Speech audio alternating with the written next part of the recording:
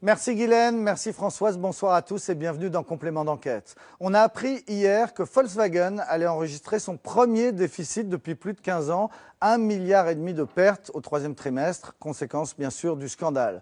Retour ce soir sur ce séisme, la révélation de l'existence d'un petit logiciel truqueur installé sur plus de 11 millions de véhicules. Ce soir, on va donc parler de voitures, de nos voitures, indispensables au quotidien, de nos voitures de plus en plus bourrées d'électronique.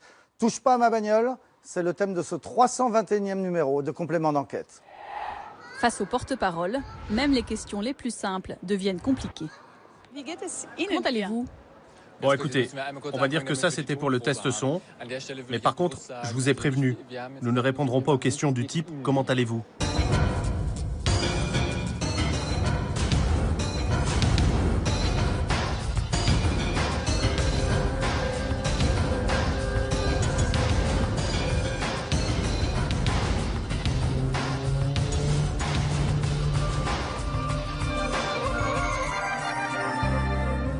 L'extrait que l'on vient de voir, c'est un porte-parole de Volkswagen tellement traumatisé qu'il ne peut plus répondre à une question aussi simple que « Comment allez-vous » Le choc du scandale Volkswagen, on va le mesurer à Wolfsburg, la ville qui s'est construite autour de l'usine à partir de 1938. Le scandale Volkswagen, c'est surtout une histoire de logiciels truqués dans les voitures. Alors ce soir, à Complément, nous avons enquêté sur ces véhicules de plus en plus technologiques, ces voitures qui demain se conduiront sans chauffeur, mais celles aussi qui peuvent parfois devenir folles à cause peut-être de pannes d'ordinateur. Enquête enfin sur ces Français qui ne peuvent absolument pas se passer de leur voiture, tout simplement parce qu'ils habitent loin des grandes villes. Pour parler de tout cela, nous sommes venus ici, dans ce garage de Rueil-Malmaison, garage ACR, chez des amoureux des vieilles voitures. Dans les fauteuils rouges, nous allons recevoir Louis Schweitzer, qui était pendant 13 ans le PDG de Renault, puis Denis Baupin, député écolo, ayatollah anti-voiture. Mais tout de suite, reportage sur cette ville où l'on mange, on dort, on pense Volkswagen, la ville de Wolfsburg en Allemagne,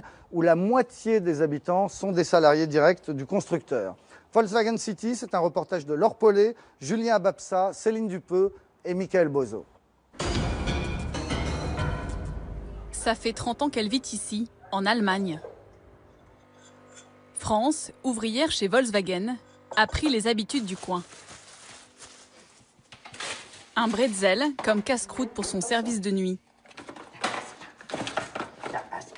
Il est 21h, elle doit pointer dans 1h30. 2 mandarines et un yaourt. Et ça, c'est pour quoi faire ? C'est pour cette nuit, si j'ai un petit creux. Et avec ça, il va falloir tenir combien de temps ? Jusqu'à demain matin, 7 heures. Voilà 5 ans maintenant que France fait les 3-8 pour Volkswagen. Salut. Originaire de la Côte d'Azur, elle est arrivée en Allemagne à l'âge de 20 ans, comme jeune fille au père. Jamais elle n'aurait imaginé y construire des voitures. Avant, France enchaînait les petits boulots dans la restauration. Et puis, elle a décroché la lune. Maintenant que je suis dedans, je le vois complètement différemment. Souvent, ils disent on est une grosse famille, mais ouais, bon, on peut le voir comme ça, quoi, aussi. J'en fais partie maintenant. L'usine où travaille France, c'est le site historique du constructeur, à Wolfsburg. La plus grande fabrique automobile d'Europe. Elle a la superficie de la principauté de Monaco. C'est vrai ? Ouais. Soit plus de 600 hectares. Je suis contente de trouver le chemin là où je travaille et de ne pas me perdre. Mais si, c'est quand on y est dedans, si, c'est assez impressionnant. 70 000 salariés travaillent ici. Mais à mesure que le parking se remplit, un malaise s'installe. Ce sont des collègues de travail aussi. On n'est pas beaucoup ce soir. Ces temps-ci, compliqué d'être vu avec des journalistes. Hein? Tout va bien pour toi ? Oui, tu veux dire un mot à la télé française ? Non, pas de commentaires, non. Tu fais pas de commentaires ? Bon, je dis pas de mal, hein. Je sage keine schlecht. Je dis rien de mal, tu sais. Ah ouais, je sais. C'est juste qu'on est content d'avoir du travail, nous. Ja, Moi aussi, tu sais. Ich auch. Moi aussi. Il y a un mois, lorsque le scandale a éclaté, une chape de plomb s'est abattue sur Wolfsburg. C'est ici, au siège du groupe, qu'a été décidé le trucage de 11 millions de véhicules diesel pour tromper les tests anti-pollution, un secret bien gardé pendant de longues années. Wolfsburg, c'est toute une ville qui vit au rythme de la marque. 125 000 habitants, dont plus de la moitié travaillent pour Volkswagen. Dans les rues, il n'y a qu'à ouvrir les yeux pour s'en apercevoir. Même les banques portent le logo blanc et bleu. À Wolfsburg, la marque W a aussi construit une cité de l'automobile. Un temple à la gloire de ses voitures. Ici, les clients viennent chercher leurs commandes, comme on vient en pèlerinage, avant de repartir, le sourire aux lèvres. Ici, arrivé à l'hôtel, vous êtes toujours logé à la même enseigne, jusqu'au-dessus de votre oreiller.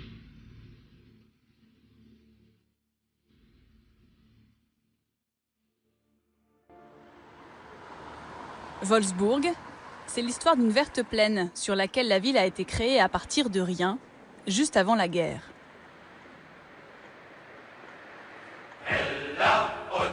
En mai 1938, dans une forêt près de Hanovre, Hitler vient poser la première pierre de l'usine gigantesque qui doit être édifiée par le Front du Travail à Wolfsburg pour construire la voiture du peuple. La voiture du peuple, en allemand ça se dit Volkswagen. Chaque ouvrier, chaque employé, chaque Allemand aura la sienne pour la modique somme de 990 marks. L'usine est construite en un an. La fabrication de la coccinelle commence. Les ouvriers ont besoin de logements. C'est ainsi que naît la ville et son état d'esprit si particulier. Tout un pays derrière VW. Ça n'est pas juste une histoire liée au nazisme, Volkswagen. C'est surtout devenu, depuis 1945, un peu l'âme du peuple allemand.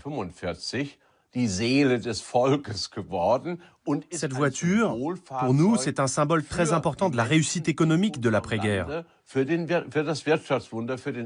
Enfin, quelque chose de positif sortait du pays après la catastrophe du Troisième Reich.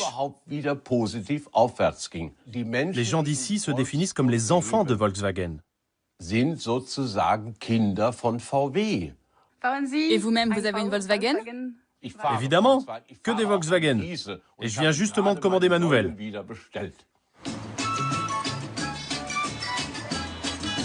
Cette douce folie, nul ne l'incarne mieux que Lessek, ancien ouvrier à l'usine de Wolfsburg. Amoureux comme au premier jour. Ici, vous avez toute l'histoire de Volkswagen. 76, 1 million de Golf fabriqués en 31 mois. Vous savez, moi, quand je viens ici, j'ai le cœur qui bat. Dans ce musée, Lessek vient souvent pour revoir ses vieilles copines. Il les connaît toutes, chaque modèle, chaque couleur, chaque détail. Ce ne sont peut-être que des voitures, mais moi je les aime. Je les aime, ces voitures. Vous voyez, devant, on dirait un visage. Et cette coccinelle là-bas, regardez la forme du capot, on dirait qu'elle sourit. Et là, c'est le moteur. Pas de manip à l'époque. Aucun logiciel à l'intérieur. Pas de triche avec les gaz d'échappement. Lessek en sourit, mais il a le cœur gros. Dans la famille, 3 générations ont travaillé chez Volkswagen. Je vous ai préparé quelques photos. Pour lui, ce trucage à grande échelle, c'est une trahison. Ça, c'est mon équipe à l'usine de Wolfsburg. On peignait les voitures. Et moi, je suis là. Comment ont-ils pu faire un truc pareil? Traîner dans la poussière tout ce que nous avons construit. Comment est-ce possible? Vous vous sentez sali? Bah, comment vous dire? Moi, personnellement, non. Nous qui étions de simples ouvriers, nous n'avons pas à nous sentir sales. Mais ceux qui ont décidé ça doivent se sentir vraiment sales, oui. Ce qui l'énerve encore plus, c'est d'être bien seul à le dire. Lessek nous le montre avec ce groupe Facebook, 25 000 membres qui proclament Je soutiens Volkswagen, quoi qu'il arrive. En haut de la page ce jour-là, un message donne le ton. Vous voyez, par exemple, là, il dit « Je vous rappelle à tous que vous avez signé avec Volkswagen une clause de confidentialité. » C'est pour bien nous rappeler qu'il faut se taire. Beaucoup n'osent pas dire tout haut ce qu'ils pensent. Ils ont peur pour leur emploi. Ils ont peur de ne plus progresser dans la boîte s'ils disent des choses négatives. Et chez Volkswagen, ça a toujours été comme ça. Des salariés qui s'imposent le silence par loyauté. À Wolfsburg, c'est toute la ville qui est dans le déni. À l'image de son maire, Klaus Morse. Il n'a jamais travaillé pour la marque et pourtant il la défend comme si elle était un membre de sa propre famille. Ici, beaucoup pensent, et moi aussi, que sur cette crise, on en fait trop. Nous sommes tous solidaires avec l'entreprise, car elle a toujours beaucoup donné pour la ville, notamment en matière sociale et culturelle. Volkswagen, bienfaiteur de la ville. Cela va bien au-delà de ce que nous dit Monsieur le maire.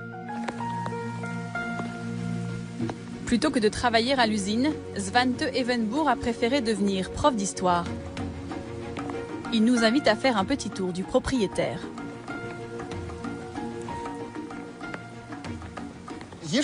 Là, c'est le planétarium de la ville de Wolfsburg.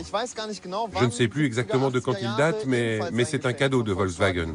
Là, c'est le théâtre. Là aussi, il y a beaucoup d'argent de Volkswagen à l'intérieur.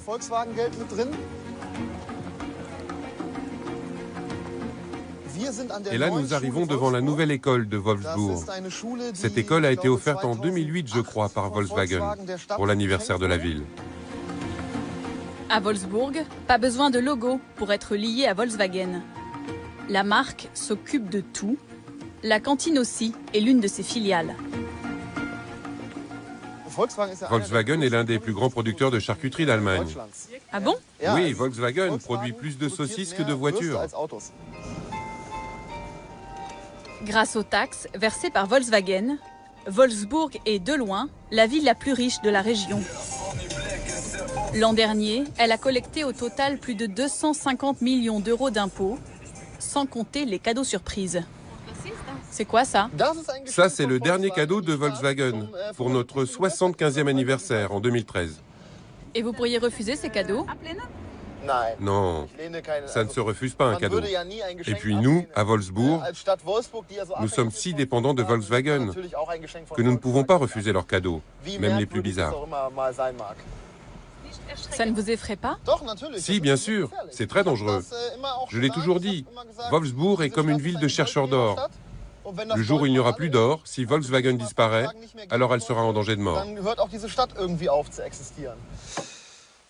Pour changer les choses, Svante s'est engagé en politique. Il est devenu conseiller municipal d'opposition au sein du jeune parti allemand des Pirates. Aujourd'hui, le jeune homme assiste impuissant à ce qu'il a toujours redouté pour sa ville, la fin de la mine d'or. Avec la fraude, Volkswagen risque de perdre des milliards d'euros et Wolfsburg se retrouve obligé de sabrer son budget. 8 millions d'euros. Là, c'était 8 millions d'euros prévus pour construire des logements. Et ben voilà, 8 millions d'euros gelés. Et là, vous avez aussi des écoles primaires qui sont touchées. Il fallait faire des travaux dans les cours de récréation. Eh bien, on ne pourra pas les faire. Juste pour cette année, 17 millions de coupes budgétaires. Et on ne sait absolument rien de ce que nous réserve l'avenir. Comment changer les mentalités? Comment échapper au poids de Volkswagen? Pour Svante, la ville s'est trop longtemps laissée aveugler et le scandale serait l'occasion d'en finir avec le tout automobile. Dans sa famille, cet espoir anime les dîners depuis le début de l'affaire. Papa, tu veux des pommes de terre? Oui, 3 s'il te plaît. Sa mère est conseillère municipale d'opposition comme lui. Moi, dans cette histoire, je voudrais bien savoir qui a décidé. Son père, lui, a travaillé 40 ans comme ingénieur chez Volkswagen, sans, dit-il, n'avoir jamais rien su des trucages de moteurs. Pour lui, sanctionner quelques hauts dirigeants ne suffit pas. C'est toute une culture de l'obéissance qu'il faut revoir. Je trouve extrêmement grave que les gens n'expriment pas leur avis. Le plus important pour eux, c'est qu'on oublie vite ce scandale, et donc ils ne font aucune critique du système. Mais ça ne mène à rien. Parce qu'avec cette histoire, on a une chance unique de remettre en question l'entreprise. Alors que là, tout le monde continue de suivre aveuglément la hiérarchie et ses décisions. Et ça, c'est très mauvais pour l'avenir. Ici, Svante et ses parents passeraient presque pour de dangereux révolutionnaires. Car dans la région, Volkswagen reste l'employeur rêvé, celui qui vous rend la vie facile. Sinon, il n'y aura plus de sauce après. Ce dimanche, pour le déjeuner, France a mijoté un petit plat bien de chez elle, une daube provençale. Elle reçoit son fils Yannick. Salut. Bon, il fait froid, non? Ouais, un peu. Lui aussi travaille depuis peu à l'usine. Dans la famille, Volkswagen est une sorte de fée qui a tout changé. WhatsApp. C'est magnifique comme ça. C'est chouette, hein? Ouais. Ça fait vachement bon. Parce que la maison ici, elle est récente en fait? Il y a 2 ans que je l'ai acheté, que j'ai pu l'acheter. Depuis que je suis chez Volkswagen, donc la banque sans problème m'a prêté et tout. Et donc j'ai pu acheter il y a 2 ans. Ça fait du bien de ne pas trop s'inquiéter. C'est agréable de ne pas s'inquiéter. C'est encore mieux que d'avoir gagné au loto, quoi. De rentrer chez Volkswagen. Voilà pourquoi France a poussé son fils à rentrer à son tour chez le constructeur. Yannick n'y est encore qu'intérimaire, mais chez Volkswagen, cela aboutit toujours à un CDI. Il n'a pas envie. Il n'a pas envie. C'est du moins ce qu'espérait sa mère avant le scandale. C'est la même chose pour lui. Bon, mais je sais que son avenir serait assuré aussi. Il n'est pas dedans encore, lui. Après, on va voir ce qui se passe, donc. Si ça sera prolongé ou non. Sinon, quand ça ne marche pas, un plan B dans la production de musique, et voilà. Mais enfin, Volkswagen, ça serait la sécurité. Bien sûr. Pour les ouvriers comme France et son fils, ça, c'est la nouvelle Tiguan. Ouais, elle est belle, hein.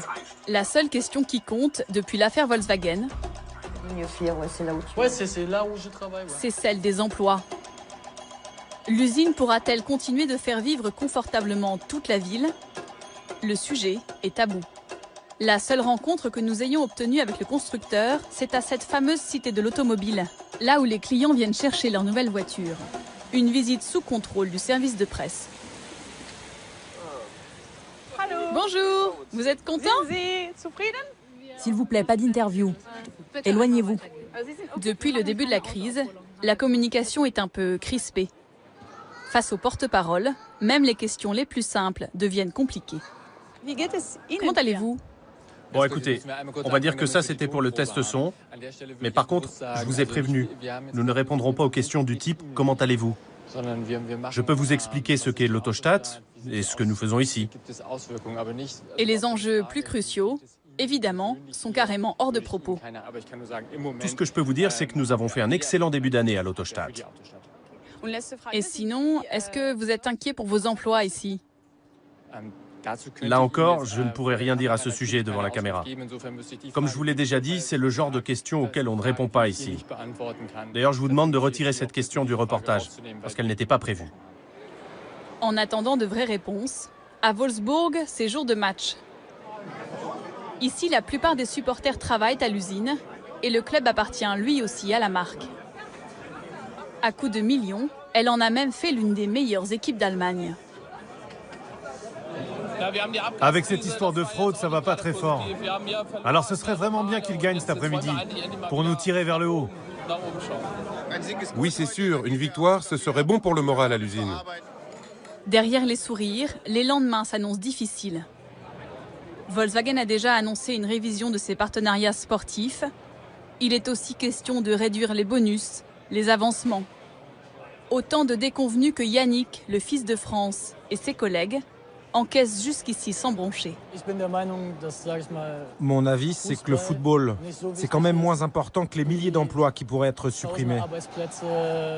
Donc, pour faire des économies, oui, moi je préfère encore qu'ils prennent sur le sport et qu'ils gardent l'argent pour l'usine et pour les salariés qui donnent tant pour la marque. Ce jour-là, l'équipe de Wolfsburg a gagné 4-2. Le lendemain, la presse locale annonçait pour la première fois de possibles suppressions d'emplois chez Volkswagen. Pour l'instant, elle ne concernerait que les intérimaires. Et voilà pour ce reportage signé Laure Polaise et Julien Ababsa. Et on se retrouve dans ce petit garage Midas dans le 4e arrondissement de Paris avec vous, Pascal Penec, bonsoir. Bonsoir. Vous êtes rédacteur en chef au magazine Auto Plus. Vous suivez de près ce scandale Volkswagen. On va faire un peu le point sur l'enquête. Un mot d'abord sur ce qu'on vient de voir, cette ville Volkswagen. On n'a pas l'équivalent en France. Hein. On n'a pas l'équivalent en France, si ce n'est au niveau du symbole. À l'époque, Boulogne-Billancourt pour Renault était aussi fort. Mais évidemment, maintenant, Renault n'est plus une régie et donc tout a changé. Alors, on vient de voir le traumatisme causé par ce scandale là-bas. Est-ce qu'on peut croire que ce soit juste un petit groupe de cadres qui ait eu cette idée et qui ait pu, à ce point-là, disperser ce logiciel dans le monde entier sans l'accord du PDG, sans l'accord de toute l'entreprise? Vous savez, c'est déjà très difficile de comprendre ce qu'il y a exactement, parce qu'on parle de logiciel, mais en fait, la voiture est un énorme cerveau électronique et dans lequel, il y a des millions et des millions de codes informatiques. Là-dedans, qu'il y ait quelques lignes qui concernent uniquement ce qu'on appelle le logiciel tricheur, ça se limite à ça. C'est pas grand-chose, faut pas croire. Donc c'est pas. Donc c'est possible que quelques personnes, un petit groupe d'une dizaine de personnes ait pu le faire dans le plus grand secret. C'est plus de la programmation qu'autre chose. Hein. Donc ce qui a été décidé, c'est parce qu'aux États-Unis, les normes sont extrêmement sévères, notamment sur ce qui est mis en cause aujourd'hui, c'est les oxydes d'azote, les NOx, qui sont le poison du diesel. Là-bas, le moteur qui est mis en cause, il était beaucoup trop ancien pour arriver à passer ces normes qui sont drastiques aux États-Unis. Hein. On parle de 31 mg de NOx, alors qu'en Europe, l'année dernière, on en était encore à 180, pour montrer à quel point le delta est considérable.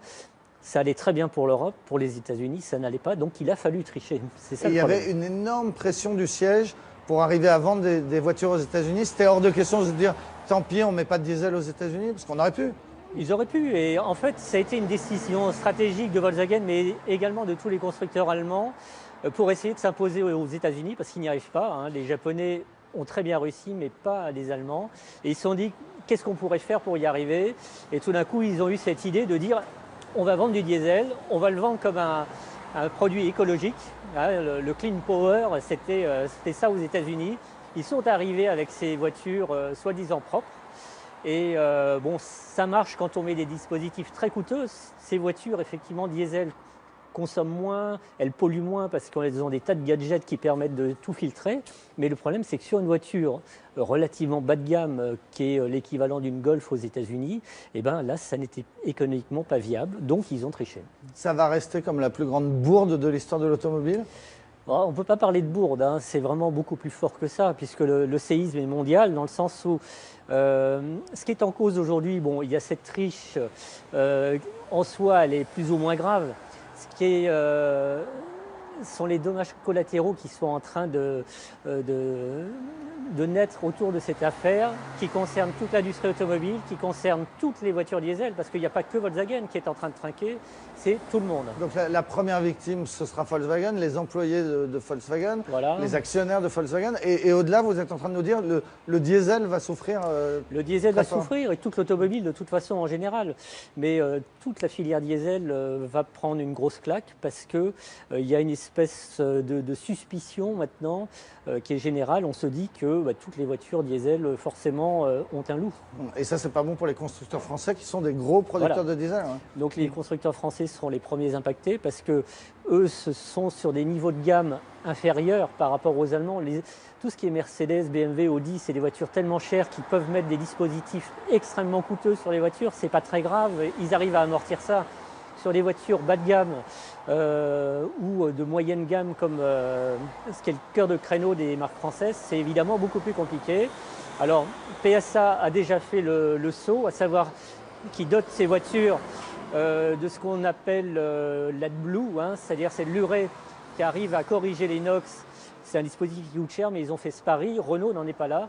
Et avec les nouvelles normes qui vont arriver, ça va être très compliqué pour eux. Alors ça pose effectivement le problème des tests et de la fiabilité des tests, à la fois sur la pollution et la consommation. Alors justement, dans le numéro d'AutoPlus qui sort demain, vous avez fait un test sur les consommations réelles par rapport à celles qui sont annoncées par les constructeurs, et c'est terrible. Il y a un décalage énorme. Le décalage est énorme, mais de toute façon, tout le monde le constate. À chaque fois qu'on voit une publicité où il y a écrit « cette voiture consomme 5 litres », tout le monde sait très bien qu'en fait, en réalité, ça va être plutôt 7 litres. Plus, ouais. Voilà. Vous avez des modèles qui consomment 2 fois plus selon vos tests que ce qui est annoncé. Voilà. Et le pire, en fait, c'est ce qu'on appelle les hybrides, et les hybrides rechargeables, c'est encore pire, parce que le cycle d'homologation actuel est tellement décalé par rapport à la réalité qu'on a plus de 200% de décalage sur certaines voitures. C'est complètement fou. Merci beaucoup, Pascal Pennec, rédacteur en chef adjoint à AutoPlus. Alors, cette affaire Volkswagen, on l'a vu, c'est l'histoire d'un petit logiciel que des ingénieurs ont caché dans le moteur. Et des logiciels, nos voitures à l'avenir en auront de plus en plus. Et notamment demain, lorsqu'on aura ces fameuses voitures sans chauffeur qu'on nous annonce pour dans 10, 15 ans, eh bien, elles seront devenues de véritables ordinateurs roulants. Sauf que comme tous les ordinateurs, eh bien, parfois, ça bug et les voitures peuvent alors devenir folles. Enquête donc sur ces futures voitures sans chauffeur et sur des accidents très troublants. Y a-t-il un pilote dans l'auto? C'est un reportage d'Olivier Sibyl, Yann Moine et Vincent Gobert. Eric Saner a longtemps hésité avant de prendre le volant. Car la dernière fois qu'il a conduit un 4x4 comme celui-ci, sa vie a tourné au cauchemar. C'était le 14 juillet 2006. Ce consultant de la région toulousaine venait de s'acheter une nouvelle voiture, une Toyota, équipée d'un régulateur de vitesse. Une fonction qui permet de rouler à vitesse constante, sans toucher aux pédales. Il y a un levier ici, avec un bouton on-off. Quand on tire le levier vers soi, ben ça désactive le régulateur. Voilà, c'est très simple. J'ai eu plusieurs véhicules avant celui-ci sur lequel j'utilisais un régulateur très souvent parce que je faisais beaucoup de routes. J'ai jamais eu aucun problème. Ça m'a jamais paru très compliqué. Ce jour-là, Eric Saner part en vacances avec sa femme. Sur l'autoroute, il a réglé le régulateur sur 130 km/h. Il faisait un temps magnifique, ciel bleu, pas un nuage, nouvelle voiture, confortable. À l'approche du péage, au sud de Nantes, il tente de désactiver le régulateur de vitesse. En vain. La voiture ne ralentit pas, les freins ne répondent plus, la pédale est dure comme du bois. En 30 à 40 secondes, vous avez juste le temps de réaliser que vous allez vous arriver à toute vitesse sur un péage, que votre voiture est emballée, qu'il n'y a pas moyen de l'arrêter. J'ai pensé à un moment faire demi-tour, et puis je me suis dit que ça allait être... c'est complètement suicidaire. Vous êtes sous stress, donc j'ai pas pensé à autre chose qu'essayer de sauver ma peau. Eric Saner repère une file de libre. Il s'y engouffre. Il percute la barrière de péage et une employée qui était en train de traverser. Elle meurt quelques minutes plus tard. 40 mètres plus loin, il réussit enfin à s'arrêter. Moi, de toute façon, j'étais extrêmement choqué. Donc on m'a emmené au poste de gendarmerie ou de police, je ne sais plus très bien. On vous interroge pendant des heures en vous demandant sur quelle pédale vous avez appuyé, qu'est-ce que vous avez fait exactement. Je ne m'attendais pas à ce qu'on ne me croie pas, je ne m'attendais pas à ce qu'on considère que par définition j'étais coupable. Voilà. Et moi je savais bien qu'il s'était passé quelque chose d'anormal. Les expertises ne révèlent pourtant aucun défaut sur la voiture. Aucune trace d'un problème technique. Eric Saner se retrouve donc au tribunal pour homicide involontaire. Mais après 3 ans et 2 procès, il est finalement innocenté par la justice. J'ai eu beaucoup de mal à m'en remettre. Enfin, j'étais dans une sorte de dépression. J'avais pas de voiture, pas de permis, j'ai pas pu pratiquement travailler pendant 2 ans, ou difficilement. Ce que j'ai vécu, je souhaite à personne de le vivre. Pour la justice, c'est un accident sans coupable. Ni le conducteur, ni le constructeur ne sont responsables. Alors, que s'est-il passé? Vous avez eu des contacts avec Toyota? Aucun contact. Comme dans la quasi-totalité des accidents similaires, le constructeur estime qu'il n'est pas responsable. Des voitures inarrêtables, il y en a eu des dizaines ces dernières années. Cette nouvelle affaire de régulateur de vitesse resté coincé dans une voiture. Les policiers ont dû ouvrir la route à la voiture devenue incontrôlable pendant 40 minutes. À chaque fois le même scénario, et à l'arrivée, aucun défaut constaté, ni aucun constructeur condamné. Voiture devenue folle, conducteur maladroit ou constructeur cachotier, que se passe-t-il sous le capot? Le scandale Volkswagen l'a montré. Avec l'électronique embarquée, tout est possible, le pire comme le meilleur. Alors qu'on nous promet des autos capables de se conduire toutes seules, ces véhicules bourrés de capteurs et de logiciels informatiques sont-ils parfaitement sûrs? Qui contrôle vraiment le cœur de nos voitures? Nous sommes allés voir des garagistes, des experts, des ingénieurs. Complément d'enquête vous offre la révision complète.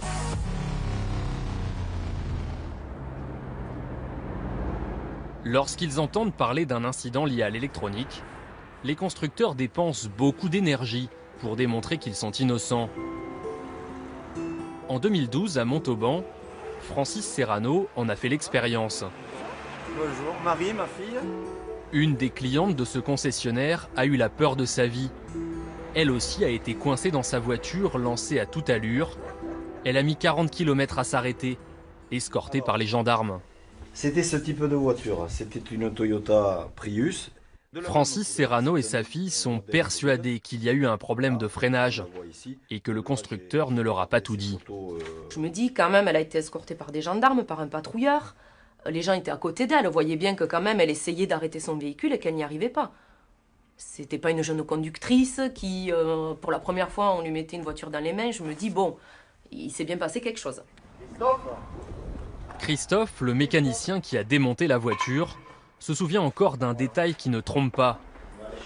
Des plaquettes de frein. Ça, c'est un disque carbonisé. Usé. Vous avez un petit support ici anti-friction là, qui fait anti-bruit. Et ça, c'était recourbé, quoi. Donc, c'est monté relativement en température, quoi. C'est vraiment qu'elle a eu la volonté de freiner et qu'elle n'a pas pu, quoi. Voilà.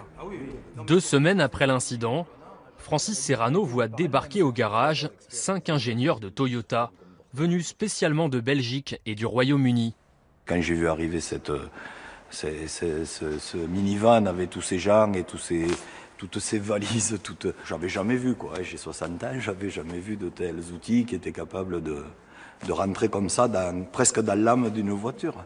Ils nous ont dit, c'est eux qui nous l'ont dit, parce que c'était pas écrit dans un langage qu'on pouvait comprendre, ils nous ont dit qu'il n'y avait aucun défaut. Verdict des experts, la voiture fonctionne parfaitement. Les freins changés, elle a même été rachetée par Toyota. Pour en avoir le cœur net, l'assureur de Francis Serrano a fait appel à un deuxième expert, Patrice Castet. Selon lui, les circuits électroniques de la voiture auraient connu une perturbation temporaire. La panne a bien existé. Par contre, derrière, on n'a rien trouvé. Alors l'homme est fragile aussi, c'est-à-dire qu'on n'a rien trouvé. Cela ne veut pas dire qu'il n'y ait pas eu un petit bug informatique à un moment donné qui a pu provoquer ça. Les voitures pourraient-elles planter, comme le font parfois les ordinateurs de bureau? Une hypothèse que les constructeurs n'aiment pas trop évoquer. Toyota a refusé notre demande d'interview. Nous avons seulement pu les joindre par téléphone. Selon eux, un bug électronique ne peut pas rendre une voiture complètement incontrôlable.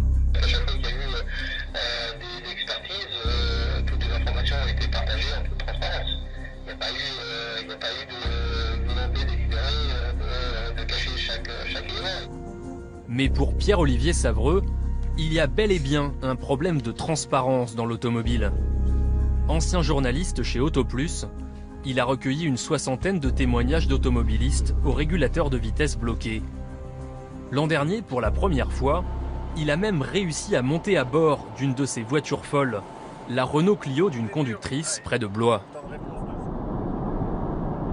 Je ne peux pas couper le régulateur. Ah, la voiture elle est lancée, je donne des ordres. Il a fait constater le problème de freinage par un huissier. Elle ne descend pas. Là, d'un seul coup, on a la preuve physique que ce dont se sont plaints de nombreux conducteurs était bien réalisable. Renault, à son tour, a fait expertiser la voiture. Dans le rapport, le constructeur français reconnaît le problème de freinage. Le véhicule ne doit pas être utilisé en l'état. Danger immédiat. Mais Renault se garde bien d'évoquer toute cause liée à l'électronique. Pour Pierre-Olivier Savreux, impossible d'en savoir plus. Et voici pourquoi. Le constructeur fait aussi en sorte qu'il n'y ait quasiment que lui qui puisse lire ces données. Et aujourd'hui, la plupart des expertises et des contre-expertises des véhicules qui pourraient connaître des dysfonctionnements, il faut le dire, sont faites par le constructeur lui-même. C'est une situation complètement ubuesque. C'est comme si Boeing réalisait lui-même la lecture de ses boîtes noires. Pourquoi est-ce devenu si compliqué, voire impossible de comprendre ce qui se passe dans nos propres voitures? Petit test, dans un des plus grands centres techniques de la région parisienne. Nous arrivons au volant d'une voiture récente, une Renault Mégane qui appartient à France 2. Nous la confions à Pascal Sigrist, un spécialiste des entrailles de nos voitures. Donc voilà dans le compartiment moteur. Ça ne saute pas aux yeux, mais dès qu'on fouille un peu, de l'électronique, il y en a partout. On va avoir un bloc complet qui est un bloc avec de l'électronique à l'intérieur. Un calculateur qui est le calculateur qui va gérer, qui va régler l'ensemble du moteur. Depuis une quinzaine d'années, les voitures ont beaucoup changé. Un modèle comme celui-ci contient plus d'une centaine de capteurs électroniques. Dans vos sièges, il y a de l'électronique, il y a des capteurs. Dans vos ceintures, il y a des capteurs. Dans les roues, dans les vitres. Ces capteurs fournissent des millions d'informations chaque seconde, même lorsque le contact est coupé. Une voiture ne s'éteint complètement qu'au bout d'une heure, au niveau électrique et électronique. Pendant quasiment une heure en moyenne, une voiture continue à rester en surveillance et en veille de certaines choses. Et pour ausculter notre voiture, Pascal Sigrist ne sort pas sa caisse à outils, mais un terminal informatique qu'il branche sous le tableau de bord. Sur son écran, le bulletin de santé de notre Mégane s'affiche instantanément. Donc un système moteur avec 3 défauts, un système d'ABS avec 1 défaut. Cette liste, ce sont des petites pannes, sans gravité. Mais le garagiste a-t-il accès à toutes les informations contenues dans notre voiture? On n'est pas compétent pour avoir les détails de la cartographie du moteur et de l'ensemble des réglages qui ont été programmés dans l'ensemble des calculateurs. Ça, on ne sait pas le faire. Et ça, qui peut y avoir accès? Les ingénieurs qui font les développements. Il y aurait donc une partie cachée, des programmes informatiques inaccessibles. Les meilleurs experts savent vous dépasser, alors nous sommes allés voir des ingénieurs. Pas ceux des constructeurs automobiles qui ont refusé nos demandes, mais ceux de l'école des mines à Paris. François Goulette est spécialiste d'électronique embarquée. Il a accepté de nous dévoiler comment sont conçus les programmes informatiques des voitures et de nous montrer ce qu'on appelle des lignes de code. Accrochez-vous. Il y a plusieurs types de langages. Donc ça, c'est proche du langage C, qui est un langage assez répandu dans l'industrie. Il y a des lettres, il y a une syntaxe, il y a des mots. C'est comme un texte qui est suivi, ou une série d'instructions qui va être suivie par ensuite l'ordinateur. Ces programmes commandent la puissance du moteur, l'assistance au freinage, mais aussi, pourquoi pas, les rejets de gaz du pot d'échappement lors d'un contrôle anti-pollution. Pour les installer dans la voiture, il faut les coder une seconde fois et les stocker dans ces cartes électroniques. Le problème, c'est qu'une fois réencodés, ces programmes deviennent indéchiffrables. Est-ce que vous ou moi, on peut avoir accès à toutes les lignes de code qui sont sur cette carte, si c'est un constructeur automobile qui les a mises? A priori, non, c'est pas possible, c'est trop complexe. C'est déjà du concentré d'intelligence, difficile à comprendre sous cette forme-là, si on n'a pas de la documentation. Et une fois qu'il est transféré là, il est devenu incompréhensible par un humain. Si l'électronique embarquée est un sujet ultra sensible pour les constructeurs, c'est peut-être aussi parce que les enjeux industriels sont aujourd'hui colossaux.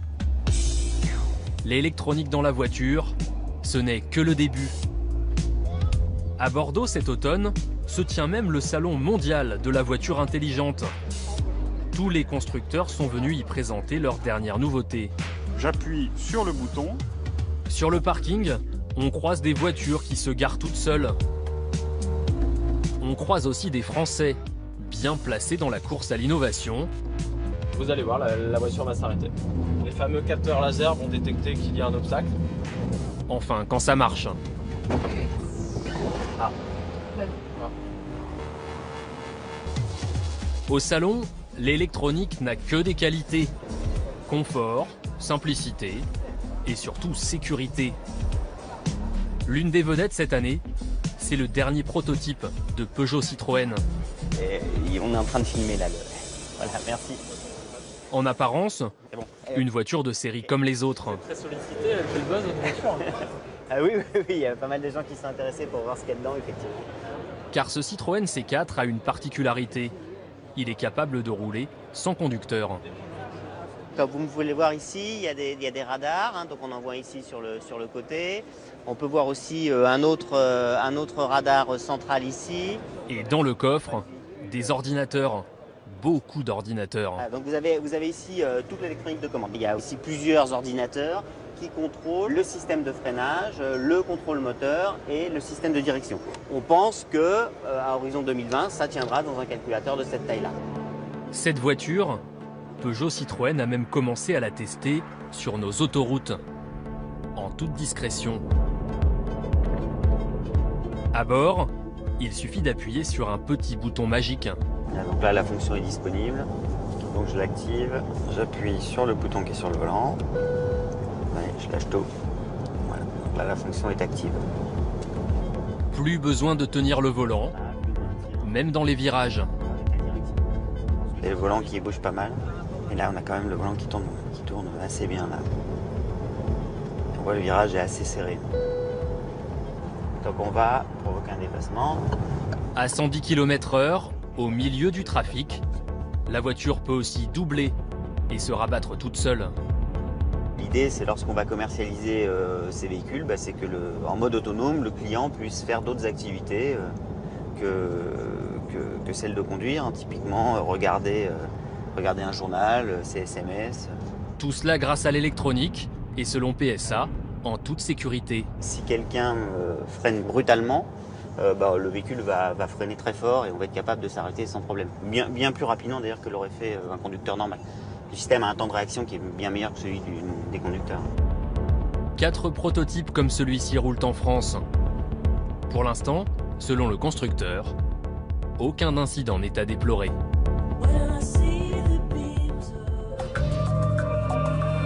Et voilà pour ce reportage signé Olivier Sibyl et Yann Moine. On se retrouve donc dans ce garage de Rueil-Malmaison, chez des amoureux des vieilles voitures, avec Louis Schweitzer. Bonsoir. Bonsoir. Vous avez été le président de Renault de 92 à 2005. On vous a installé là devant une Dauphine Gordini, vieille voiture, dans laquelle il n'y avait pas d'électronique. C'était le bon temps ? C'était un temps différent où tout dépendait du conducteur, mais il faut le reconnaître, où les accidents étaient beaucoup plus nombreux qu'aujourd'hui. Alors, vous avez présidé Renault jusqu'en 2005, c'est-à-dire jusqu'aux premières histoires de ce qu'on a appelé les voitures folles et qu'on vient de voir. Une des premières affaires, c'était l'affaire d'une Velsatis qui avait roulé à 200 km/h pendant 150 km sur l'autoroute dans le Massif central. Alors, j'ai connu, du temps où j'étais président de Renault, 2 affaires. L'une, celle que vous mentionnez, où clairement le conducteur n'a pas dit la vérité. C'est-à-dire qu'il a justifié un excès de vitesse par l'électronique alors que l'excès de vitesse était le sien. L'autre est un incident qui a eu vraiment lieu et qui s'est reproduit plusieurs fois à des péages justement. Et nous avons mis très longtemps à le comprendre. Et nous avons compris que des gens, pensant appuyer sur la pédale de frein, avaient appuyé sur la pédale de débrayage. Et autant le frein est censé débrayer, supprimer le système de vitesse obligatoire, autant bien sûr le débrayage ne le supprime pas. Et ça, c'était le cas à l'époque. Depuis, bien sûr, les choses ont évolué. Mais vous êtes en train de nous dire que toutes les affaires de voitures folles, et il y en a quand même quelques dizaines, c'est toujours soit des affabulateurs, soit des gens qui se trompent de pédale? C'est jamais l'électronique qui ne marche pas? L'électronique peut aussi être en défaut, et dans le reportage, il y a un cas où il paraît bien que l'électronique est en défaut. Il faut savoir que l'électronique, il y a des bugs. Ces bugs sont rarissimes, ils sont beaucoup moins fréquents que les erreurs humaines. Autrement dit, quand on regarde par exemple les avions, tout le pilotage est fait par de l'électronique. Et ça a beaucoup réduit le nombre d'accidents. Dans l'automobile, l'électronique a beaucoup réduit le nombre d'accidents. On pense à l'ABS, on pense à l'ESR, tous les systèmes qui évitent des erreurs de conduite et qui font qu'on est plus efficace. Mais de temps en temps, il y a un bug. C'est vrai que ce sont des accidents qui sont un peu rares, mais on en reparle avec intérêt aujourd'hui parce qu'on nous annonce d'un seul coup que les voitures sans chauffeur, c'est pour bientôt que ça progresse. On vient de voir une voiture PSA qui roule entre Paris et Bordeaux. Et du coup, on se dit, mais lorsqu'il n'y aura plus de chauffeurs dans les voitures, ça va devenir dangereux, ces problèmes de bugs. Ces voitures électroniques auront sans doute moins d'accidents que des voitures conduites par des hommes. Mais la responsabilité sera toute différente. Au fond, nous acceptons l'erreur humaine. Nous n'acceptons pas qu'une machine nous trahisse et nous tue sans responsabilité personnelle. Et donc je pense qu'on a, à juste titre, plus d'exigences pour l'électronique que pour l'homme. L'homme est faillible. L'électronique doit être infaillible. Alors c'est pour quand? Une vraie voiture qui me permettra d'aller au bureau sans toucher le volant? Sûrement pas avant 10 ans et peut-être pas avant 20 ans. Pourquoi? D'abord parce qu'il faut que l'électronique soit absolument parfaite. Et puis ensuite, ces voitures sans chauffeur circuleront au milieu de gens normaux, de voitures conduites par des conducteurs, d'enfants, de ballons qui passent sur la route. Bref, de toute une série d'événements qu'il faut entièrement prévoir quand on fait une voiture électronique. Et l'imprévu, ça fait partie de la vie quotidienne. Donc pas avant 20 ans, 30 ans? Je sais pas. En tout cas, pas avant 10 ans et peut-être pas avant 30 ans. Comment vous avez réagi lorsque, il y a 6 semaines, vous avez appris l'énorme scandale Volkswagen? Vous qui avez présidé une entreprise de la même taille que Volkswagen, est-ce que vous vous êtes dit, mais ils sont fous ces Allemands? Je dis, c'est d'abord une fraude, à ma connaissance, sans précédent de cette ampleur. Et je ne sais pas qui a décidé la chose. Ce que je sais, c'est qu'elle s'explique sans doute, en partie, par une culture d'entreprise où, au fond, on n'ose pas discuter un ordre, on n'ose pas avouer un échec et on considère que le succès de l'entreprise est plus important que le respect des règles. Il y avait trop de pression pour vendre des voitures aux États-Unis et faute d'y arriver à faire baisser la pollution, on a inventé ça. J'ai l'impression que c'est cela l'explication, oui, et je pense que c'est un problème de déontologie d'entreprise. La question que tout le monde se pose depuis 6 semaines, c'est est-ce que les constructeurs français n'ont pas d'autres logiciels tricheurs? Je ne pense pas. Je ne suis pas allé vérifier ces tricheurs, mais je connais ces entreprises qui n'ont pas la même culture et je ne pense pas qu'elles aient commis la même faute. Merci beaucoup Louis Schweitzer, ancien PDG de Renault, d'être venu nous voir ce soir. On va poursuivre ensemble notre réflexion sur la voiture de demain, mais aussi la place des voitures dans notre vie. On va voir à quel point, pour beaucoup d'entre nous, la voiture reste absolument indispensable au quotidien. Et on en reparle juste après avec Denis Baupin qui, lui, rêve d'un monde sans voiture. Jamais sans ma bagnole, c'est un reportage signé Roland Tarsissi, Mathieu Drejoux et Olivier Broutin.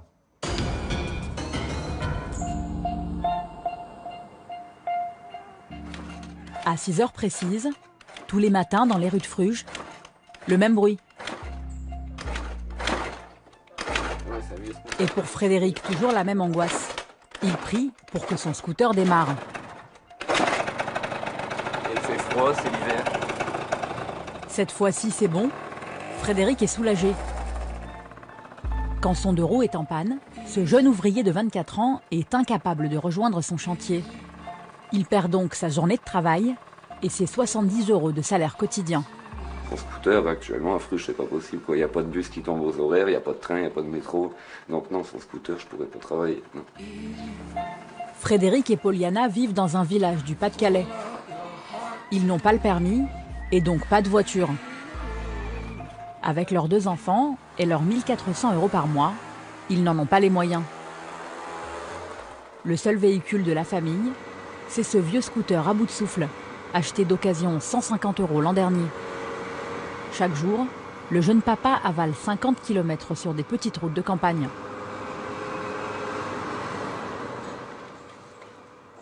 À 26 ans, Poliana est coincée chez elle, avec ses 2 jeunes enfants. Toute la journée, elle rêve de ce que serait sa vie, avec une voiture.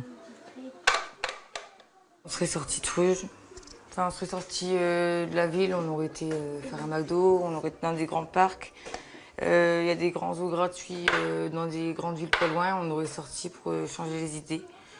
Après, parce qu'à Fruges, j'ai rien. Est-ce que vous vous sentez un peu enfermé sans voiture? Pas un peu, beaucoup quand même. Parce que c'est vrai que ça pèse sur le quotidien et il y a des moments, même moralement, on n'est pas bien parce qu'on dépend toujours des gens. Si on veut faire quelque chose en famille, c'est impossible. Si elle reste bloquée dans son appartement, c'est que ses recherches d'emploi aussi sont dans l'impasse. Les seules offres disponibles autour de chez elle exigent qu'elle soit motorisée.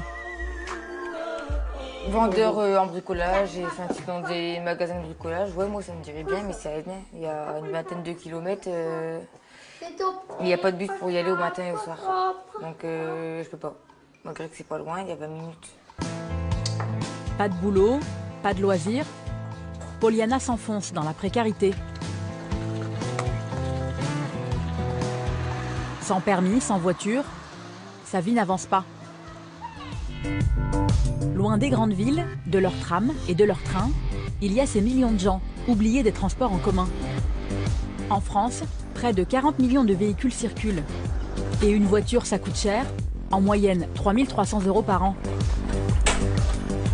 Système D, Récup, Entraide, pour continuer à rouler, ils sont de plus en plus nombreux à faire du hors-piste. Voici l'histoire de ces Français sur le fil qui ne peuvent pas vivre sans leur voiture et qui se saignent pour la garder. Moi, pendant 2 mois, j'étais sans ma voiture. En toute sincérité, je pleurais tous les jours, quoi. Parce que, je passe la plupart de mon temps en voiture. C'est comme ma deuxième maison. Il y a quelques semaines, Virginie a eu un accident. Aucune blessure, mais sa petite voiture, elle, a été très abîmée. Au volant d'un véhicule de près, elle file la chercher au garage. Et là, vous êtes impatiente de la récupérer? Vous êtes dans quel état d'esprit? Je suis plus qu'impatiente de la récupérer. Alors pour le coup, moi je vous dis, c'est comme si on enlevait mon enfant, quoi. Je suis très heureuse de retrouver ma voiture. J'espère qu'elle sera en pleine forme. Ce matin, la jeune basque de 26 ans a le sourire, comme si elle retrouvait un être cher.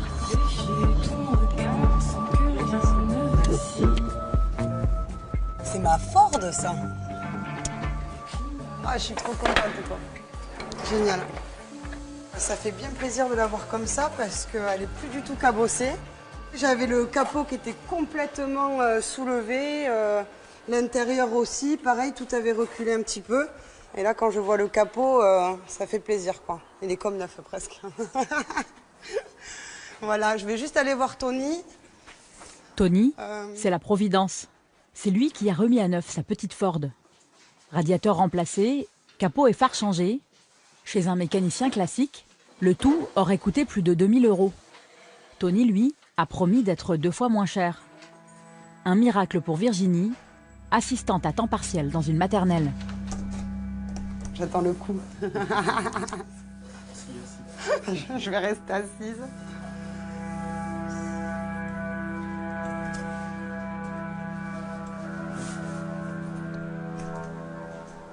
Donc le montant de la réparation s'élève à 1 119,20 €. D'accord. Voilà. C'est possible de payer en plusieurs fois Oui, ou de donc on peut faire un paiement en 4 fois, voilà, au maximum. Ça aurait été jouable de payer d'un coup? Impossible.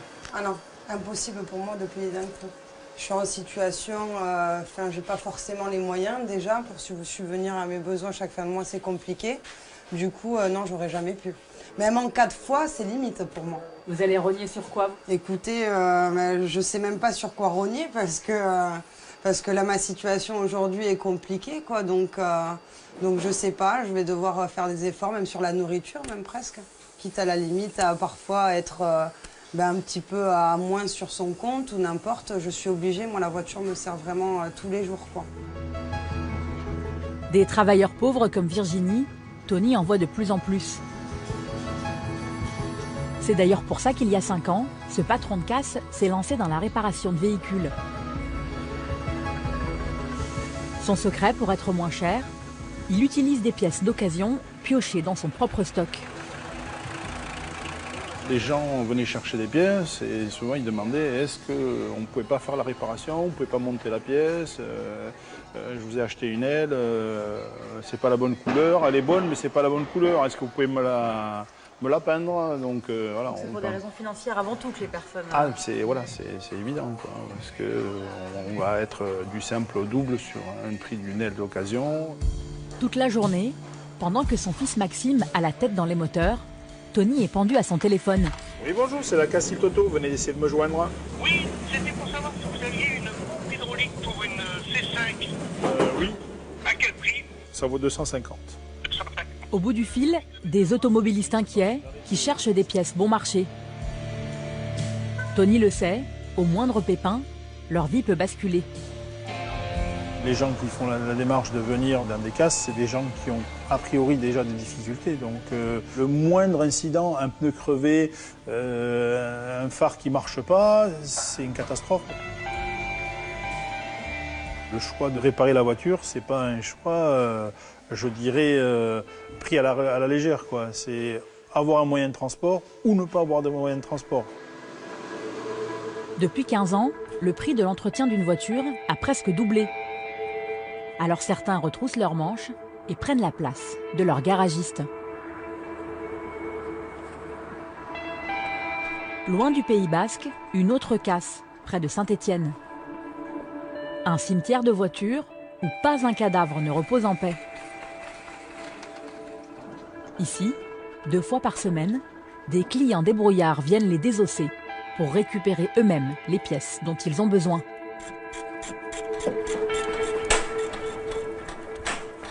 Gilet. Ah oui, il faut mettre le gilet aussi. Obligé, se faire reconnaître. C'est tout en bas là. Voilà. Olivier est au chômage et vit des minima sociaux. Il vient pour la première fois avec son cousin Anthony. C'est mieux de le faire nous-mêmes, ça revient moins cher de toute manière.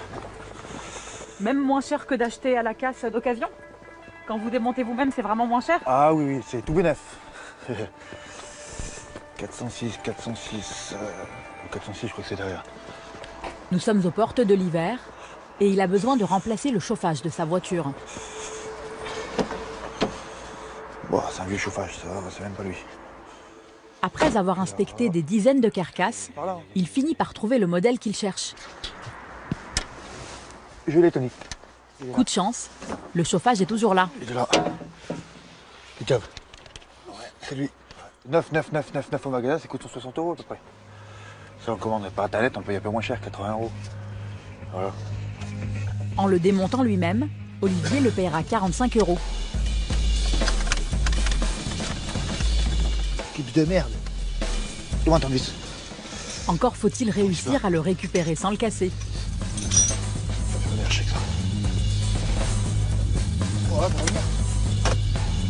Allez, c'est quoi ce bordel là? Hop.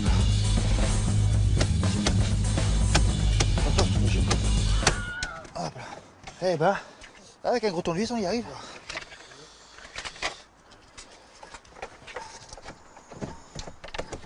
On a récupéré le chauffage.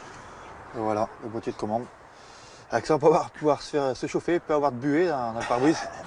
On pourra y voir clair. Entrée dans la peau d'un mécano, Nathalie n'aurait jamais imaginé le faire. À 45 ans, cette habitante de Pau est propriétaire d'une petite Toyota achetée neuve il y a 6 ans.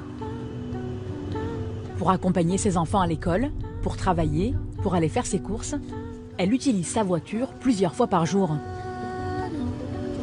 Et depuis le temps qu'elle la conduit, elle s'est presque mise à l'aimer. En tout cas, elle la connaît par cœur. Ça, il faut que je change les plaquettes de frein et les disques qui sont usés en fait. Donc là, elle est à 56 000 km à peu près et là, il est temps quoi. Attends-moi, attends-moi, attends-moi, d'accord? Avec 3 enfants à charge et un petit CDD d'animatrice dans une école primaire, cette jeune veuve ne peut pas s'offrir les services d'un garagiste pour faire les travaux d'entretien. Nathalie a donc décidé de se débrouiller toute seule. Ces plaquettes de frein, elle les a commandées elle-même sur Internet. C'est un peu lourd. Oui, c'est des pièces de voiture alors. C'est la première fois qu'elle fait ça, alors pas question d'attendre d'être rentrée à la maison pour ouvrir son colis.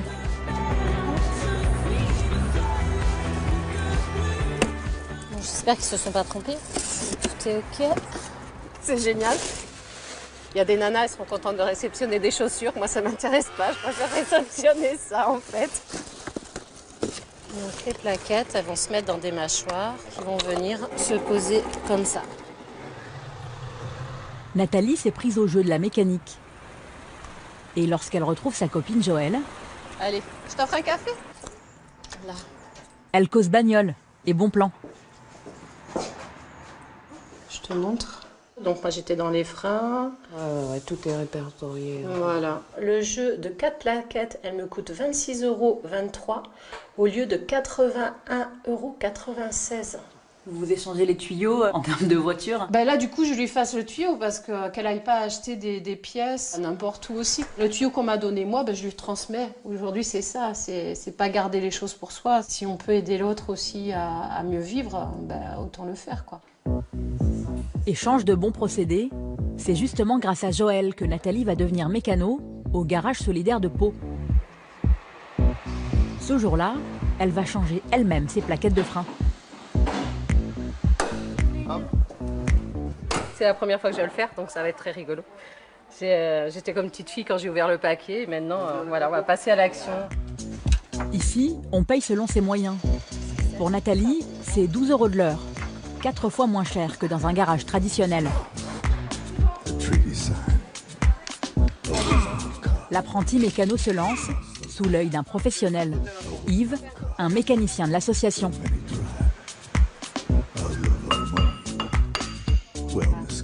Alors là, la petite astuce, en fait, il faut la présenter de travers pour passer derrière cette partie-là.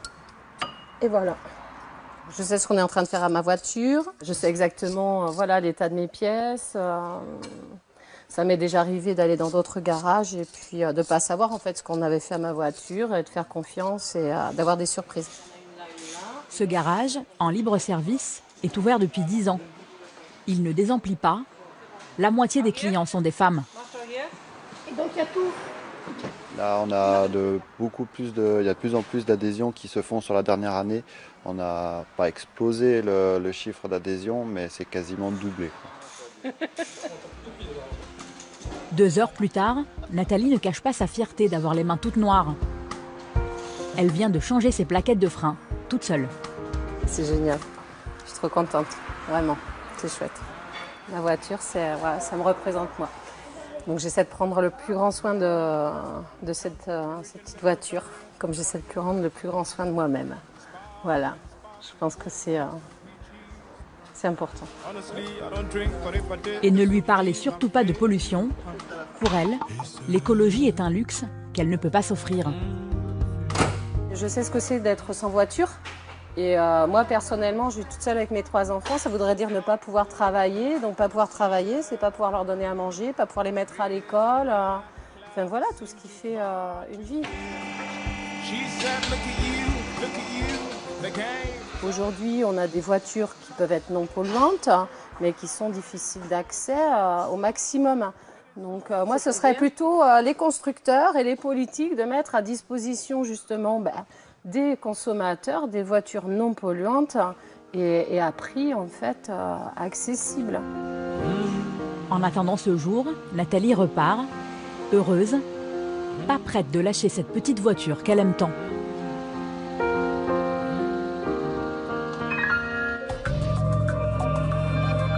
Et voilà pour ce reportage signé Rola Tarsissi et Mathieu Drejouet. Bonsoir Denis Baupin. Bonsoir. Vous êtes député Europe Écologie Les Verts de Paris, vous êtes vice-président de l'Assemblée nationale. On vous connaît aussi parce que vous avez été le maire adjoint de Paris chargé de la circulation avec Bertrand Delanoë et une politique assez hostile à l'automobile à l'époque. On en reparlera. On est venu s'installer ici au restaurant Les Nôtres sur les quais de Paris qui vont bientôt être fermés. On en reparlera aussi. Mais d'abord, une réaction à ce qu'on vient de voir. On vient de voir des Françaises très attachés à leur voiture et qui dit pour nous l'écologie c'est un luxe. Non mais c'est normal, enfin je veux dire tous ces gens ont en effet besoin de voiture.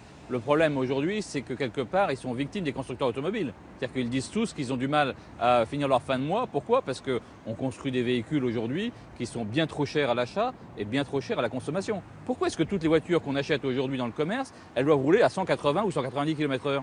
Tout le monde sait que la limitation, c'est à 130. Pourquoi? Parce qu'il faut avoir de la puissance sous la pédale pour pouvoir avoir de la reprise une fois, 2 fois par an quand on double sur l'autoroute. Mais c'est complètement dément que les gens doivent payer beaucoup plus cher pour avoir un moteur surpuissant, alors que l'essentiel du temps, ils vont utiliser leur voiture en ville, dans des endroits où ils vont rouler beaucoup moins vite. Et la conséquence, c'est quand vous roulez à 30 km/h en ville avec une voiture qui a été conçue pour pouvoir rouler à 180 km/h, c'est qu'elle va consommer 40% de plus. Ça veut dire 40% de pollution de plus, 40% d'émissions de gaz à effet de serre de plus et 40% de votre argent que vous mettez pour payer du carburant qui ne sert à rien. Donc il est temps que les constructeurs automobiles changent de modèle. Aujourd'hui, on est un peu comme avant l'arrivée de l'iPhone et de tous ces smartphones. C'est-à-dire qu'on est encore au téléphone avec fil pour les voitures. Le numérique va tout changer et la contrainte écologique va tout changer. Il est temps que les constructeurs automobiles s'adaptent parce que de toute façon, il y a des pays dans lesquels aujourd'hui, il y a des projets de petites voitures, des voitures à 1 place, des voitures à 2 places, des voitures avec des carburants alternatifs, etc., qui vont émerger, qui coûteront beaucoup moins cher pour le consommateur. Et comme ça, le consommateur, il ne sera plus dans cette espèce de schizophrénie où il devra choisir entre être citoyen non polluant et consommateur qui se préoccupe de sa fin de mois. Mais alors, vous faites aussi partie de ceux qui nous disaient depuis longtemps, la voiture, c'est pas l'avenir, il faut inventer d'autres moyens de transport, développer les transports en commun, le vélo, etc. Là, on vient quand même de voir des gens qui vivent à la campagne et pour qui le bus, le vélo, ça n'existe pas. Il leur faut leur voiture. Évidemment, moi je fais partie des écologistes qui essayent de convaincre mes camarades, en effet, parce que j'ai été longtemps le Khmer vert, l'Ayatollah ici dans Paris, on s'occupait, parce qu'ici, évidemment, on a un réseau de transport collectif à nul égal en Europe. C'est-à-dire c'est le meilleur réseau de transport collectif d'Europe à Paris. Mais évidemment, dans le reste du territoire, il y a beaucoup de gens qui ont besoin de véhicules. Mais pour autant, on doit donc, nous, en tant qu'écologistes, se préoccuper de l'avenir de la bagnole. Si on veut réussir à lutter contre le dérèglement climatique et donc faire en sorte qu'on n'ait pas toutes les catastrophes qu'on nous annonce, il faut changer la bagnole. Si on ne change pas la bagnole, vu le taux d'utilisation des véhicules aujourd'hui, on n'y arrivera pas. Mais c'est tout à fait possible. Ouais. C'est ça la question. C'est que lorsque j'ai fait mon rapport avec Fabienne Keller, on a interrogé tous les constructeurs automobiles. On leur a demandé, est-ce que vous êtes capable de construire ces petits véhicules peu consommateurs, sobres, etc. Ils ont tous dit oui. On a les concept cars qui permettent de le faire. Et quand on leur pose la question, pourquoi vous ne le faites pas? Ils disent parce qu'on n'est pas sûr qu'il y a une clientèle pour ces véhicules. Et donc, il faut que les consommateurs disent oui, nous voulons des petits véhicules qui vont être des véhicules moins polluants. Mais il faut que ça vienne des consommateurs ou est-ce qu'il faut que ça vienne de l'autorité publique? Est-ce qu'il faut contraindre? Il faut aussi... Non, il faut donner des avantages surtout. Parce que moi, la troisième question que je posais aux constructeurs, c'était de dire si nous, les politiques, nous mettons en place des incitations pour ces véhicules, par exemple des tarifs de stationnement moins payants, des péages moins payants sur les autoroutes, des voies qui soient réservées sur les autoroutes pour les véhicules avec au moins 3 personnes à l'intérieur ou pour les petits véhicules ou pour les véhicules les moins polluants. Est-ce que ça change le business model? Les constructeurs disaient tous oui, ça change le business model. Donc ça veut dire qu'on doit changer la façon dont on conçoit tout ça. On peut trouver d'autres systèmes. On voit dans le reportage des gens qui aiment leur voiture. Ouais, ils l'aiment. Mais il y en a aussi beaucoup, de plus en plus aujourd'hui, qui considèrent que la voiture, c'est juste un outil. C'est-à-dire qu'ils ne sont pas des fans de la voiture. Moi, je respecte les gens qui sont fans de quelque chose parce qu'ils y adhèrent. Mais il y a beaucoup de gens qui aujourd'hui sont prêts à être juste partageurs de voitures parce que ce dont ils ont besoin surtout, c'est de mobilité. Alors, ce qu'on vient de découvrir en cette rentrée de Denis Baupin, c'est aussi que les constructeurs trichent. C'est l'affaire Volkswagen dont on a beaucoup parlé ce soir.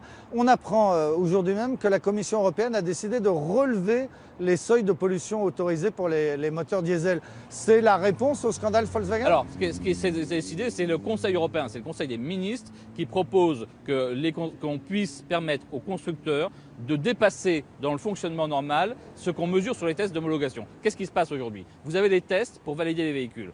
Tout le monde sait que pas un véhicule sur la route ne respecte ce que fait le test. Parce que le test est complètement truqué. Et donc, aujourd'hui, on est en train de discuter de nouveaux tests, plus représentatifs. Mais d'ores et déjà, on nous explique que finalement, quand la voiture roulera sur route, elle aura le droit de consommer plus de 2 fois plus que ce que le test aura mesuré. Ça veut dire que le test, il n'est pas représentatif non plus.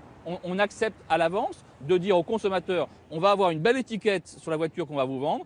en disant elle pollue assez peu, elle consomme assez peu. Mais en fait, quand le consommateur va l'utiliser, la voiture polluera 2 fois plus et elle consommera 2 fois plus. Ouais. Ça n'est pas normal. Il faut que le consommateur puisse avoir confiance. Le Dieselgate qu'on vient d'avoir avec Volkswagen, c'est un problème de confiance. Et donc, si on veut restaurer la confiance, il faut que le consommateur, quand il va acheter un véhicule, il sache réellement ce qu'il achète.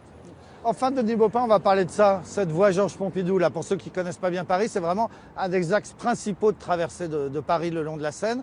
On vient d'apprendre que c'est bientôt terminé. Après l'été prochain, après Paris-Plage, ce ne sera plus rouvert. Il n'y aura plus jamais de voitures ici. Ça va mettre un bordel là-haut et tout autour, non? Non, mais on avait dit la même chose quand il y a eu la fermeture des voies sur berge de l'autre côté. Ouais.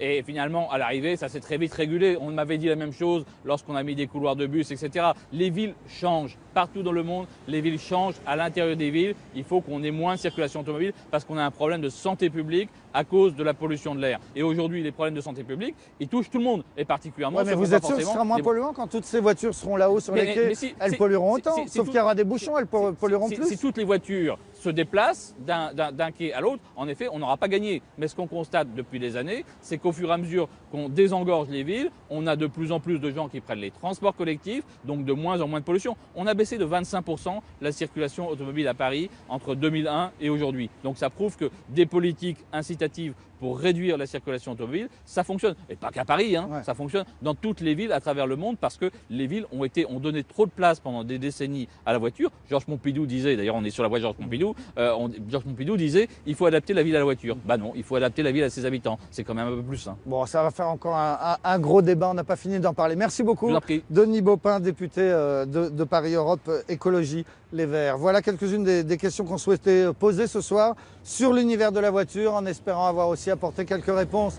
Merci à ceux qui m'ont aidé à préparer cette émission. Thomas Auro, Joël Bruandé et Clément Castex à la rédaction en chef, Caroline Durand à la préparation des plateaux, Philippe Lallemand à leur réalisation. La semaine prochaine, un nouveau numéro de complément d'enquête consacré à la justice. Tout de suite, musique sur France 2, c'est Alcaline.